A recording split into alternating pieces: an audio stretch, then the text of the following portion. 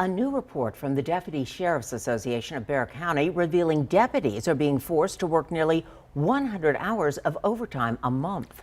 The union says the overtime pushed deputies into mental health crises. Eyewitness News reporter Mariah Medina talked to the sheriff and the union about the issue.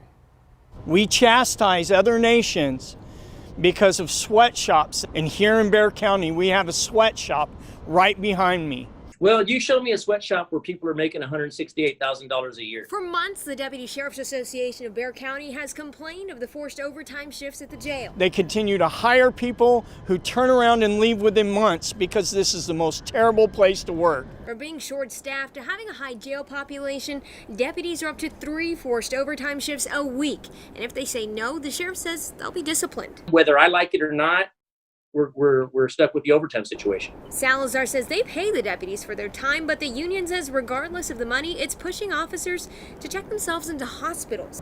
At least five emergency detentions within the past 3 months.